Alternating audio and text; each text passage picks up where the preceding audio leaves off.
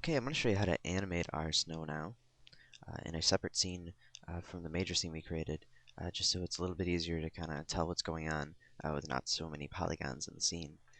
So the first thing I'm going to do is load in a plane. Go ahead and zoom in here. And now I'm also going to pull out our sidebar over here so we see a little bit of a bigger preview. And I want to alter our size of our plane, just like we did before. And I'm going to go to about 500 by 500. And zoom our camera out. And actually, I might even go just a little bit bigger than that. I'll just go 750 by 750. Okay, and now we want to drop our object so that it's equal to the ground plane. Maybe pull it up just a tiny little bit. And now we can go ahead and turn this into an ecosystem. So we'll go to our top tab over here and double click on our material. And change this to ecosystem. And we're going to go to general, add object. And now we want to add our animated cylinder. Okay, and we're going to leave our size at 1 right now. And just go ahead and populate that just to see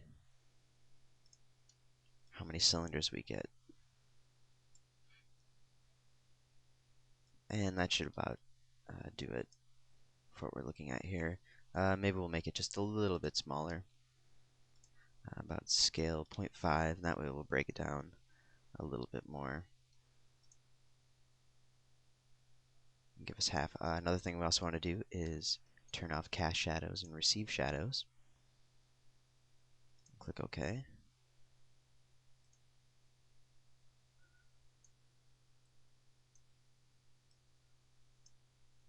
And I'm going to change our scene now to our atmosphere. I'm just going to load in a darker sky under bad weather and go ahead and select that one, just so we can see it a little bit better and see the snow in our scene. Okay, so now what we want to do in order to animate it, there's two different ways. Now for the most realistic animation, we're going to have to do two things, and we're actually going to have to go ahead and clone this and make another ecosystem. And actually, because of that, I want to lower our density on this ecosystem.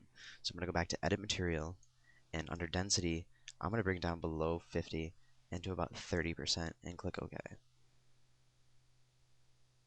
And I also want to change our scaling maximum size variation from 1 to 0.25 and hit populate once again. Click OK. Now we can take a look and see what's going on. As you can see in the top view, we have a lot less instances or clones in our ecosystem from that density change, but that's all going to get filled in, so don't worry about those gaps being there because we are going to fill them. But the first thing I want to do is actually do our initial animation. So I'm going to go to Display Timeline and close that out because we don't need our animation wizard because we're going to be doing this on our own. And now timing is very important for snowfall. It has to be quite slowly falling, so we have to kind of keep that in mind for how many seconds. And I'm going to go ahead and I'm going to do just a quick 4-second animation. So not too long of an animation, but we want to just animate our ecosystem, and what we're going to be doing is just pulling it down. So we need to think of, in 4 seconds, how far down will our snow be falling. So we need to just move our snow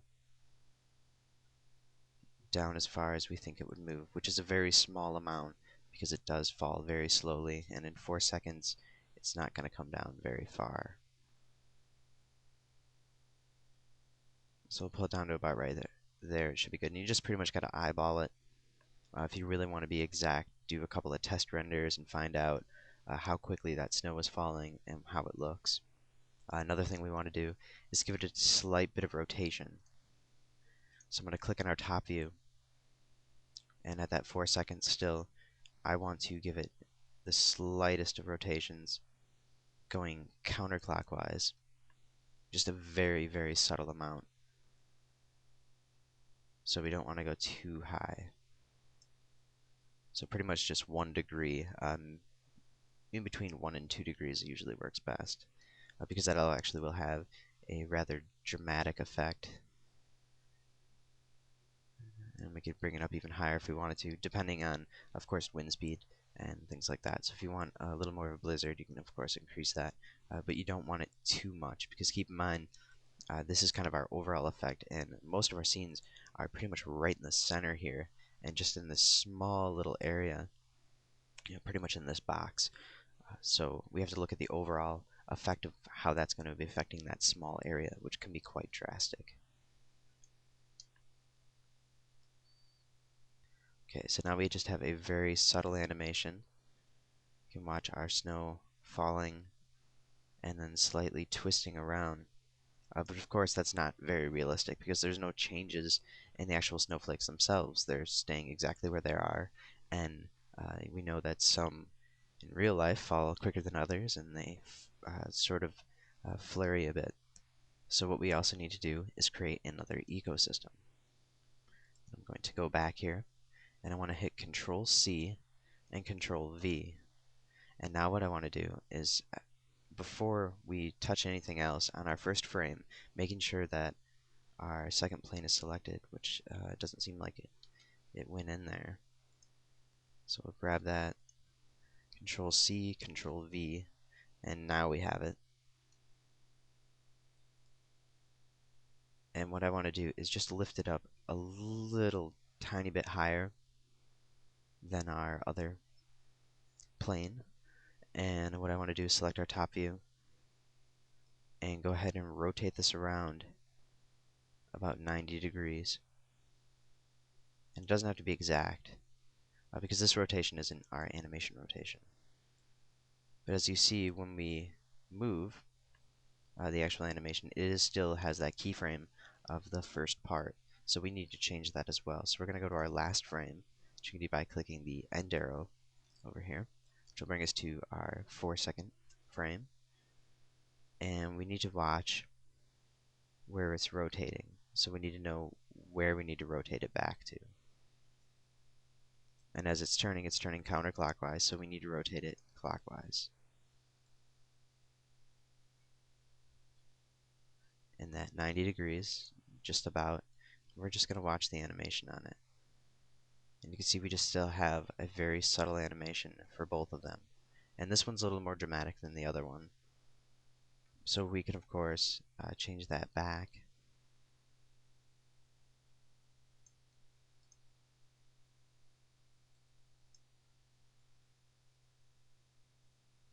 So we just have a little tiny bit, and now we have these two ecosystems sort of intermingling with each other, which will give us different snow sizes.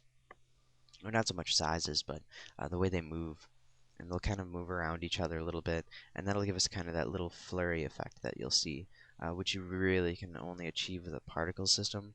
But this is pretty much the closest we can do within View, but it still gives a very nice effect, and definitely an animated effect, which is what we're going for. So it is mostly realistic. And what we could also do is go ahead and clone this again and make another one, and maybe bring the next one down a little bit farther. So if we go down to the end over here, we can bring this down maybe just a little bit farther, so that these snowflakes are moving faster than the other ones. And so we're just looking for variation, because if we just have one object by itself and we animate it, the snowflakes are all going to be uniform, and it's not going to look realistic because they don't fall in uniform. So we have our render now, and we can take a look at about 2 seconds of this animation. I'm just going to go ahead and hit play. And this video file is also located on the CD-ROM or along with the download. And you can see the snow looks fairly realistic, and that we have some snow moving faster than others, and overall it's a really nice looking effect. So I hope you can use these techniques and create some really nice looking blizzards or light snowfalls.